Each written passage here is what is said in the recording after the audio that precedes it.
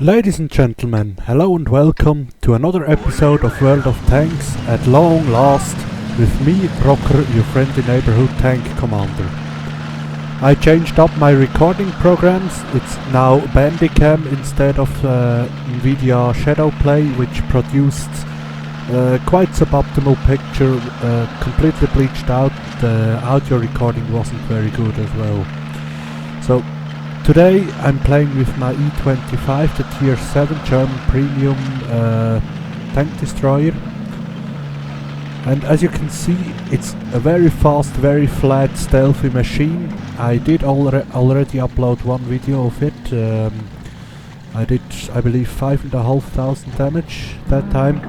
And now it's time for another episode with it, because it is really a fun machine. It's basically a scout with a fixed cannon, a bit like an ELC ANX, but with a much faster firing rate, but less alpha damage. And there's the first victim. No, I don't have a shot on that one, but the Luchs. He's scouting my teammates, so we need to remove him.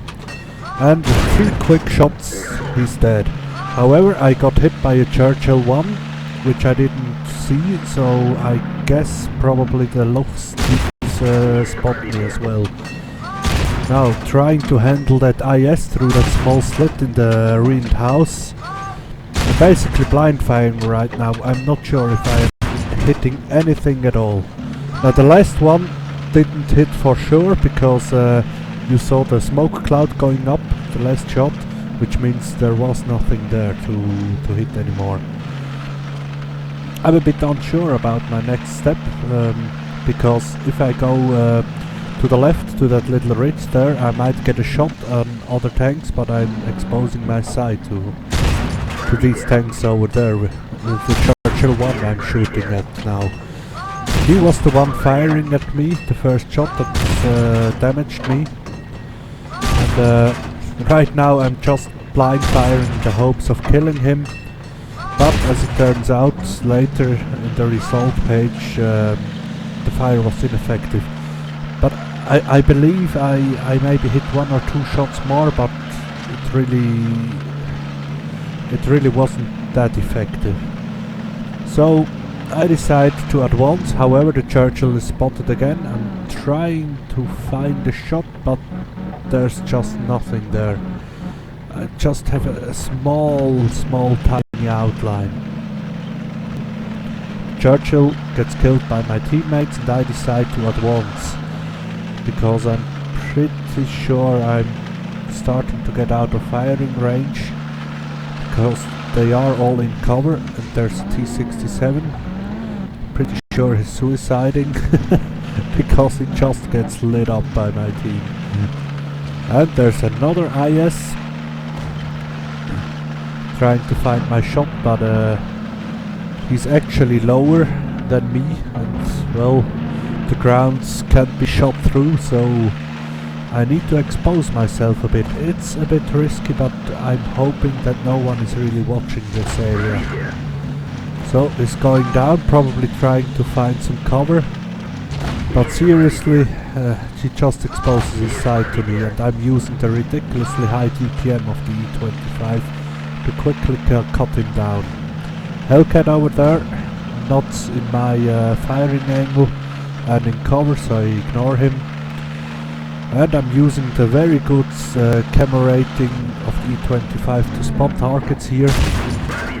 Firing at the TOG 2, and strangely enough he can actually see me, despite me being into, behind 2 covers of 2 layers of concealment.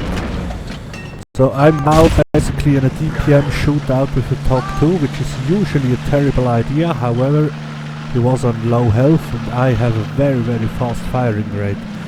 But I did basically give away a large part of my health pool. Might not have been the best idea. That's the mighty box tank over there. Russian premium tank destroyer. I'm not sure if it is tier 6 or 7. But it doesn't matter. I can kill him quite quickly because it's terribly armored. It is, however, also a very rare tank, so maybe I just made another step in the what's the name of the medal? Killing all the tanks of a certain nation.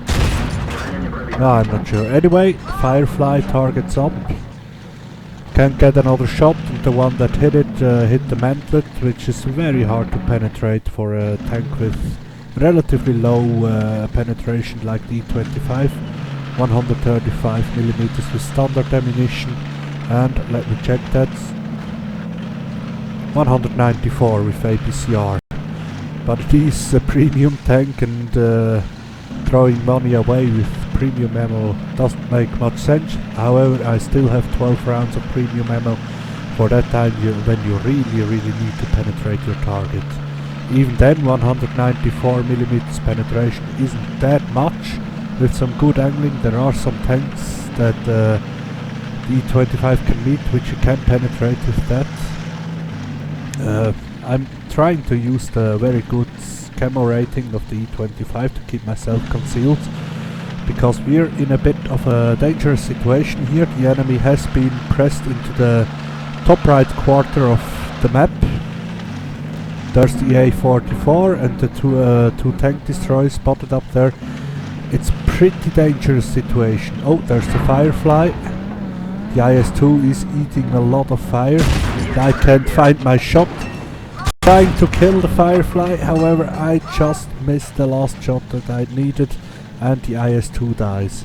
Well, he would have died anyway because he was at relatively low HP, and he exposed himself to at least 2 tier 7 tank destroyers, so he never really had a chance. I'm keeping the bushes between me and the most likely position of the tank destroyers, up there where the Su-152 just popped up, and I start firing again. What I'm doing here is another rather stupid move, because I'm not reversing away. My fire is completely ineffective. I did, however, expose myself to the enemy E-25 and the artillery, and it is only through sheer luck that he doesn't kill me. That's the right word.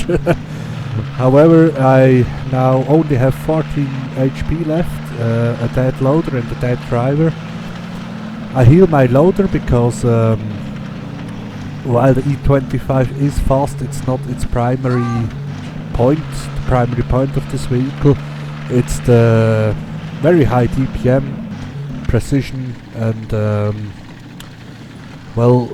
point of a tank destroyer is to destroy tanks, which, well, the name says.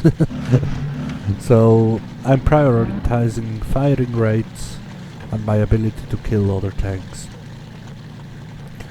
But, well, we are in something of a pickle. We can't advance because we'd be spotted by the tank destroyers and the A-44 laying in wait over there.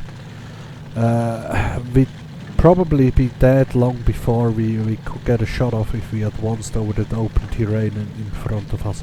However, 2 heavy tanks of our team are now advancing on the other flank.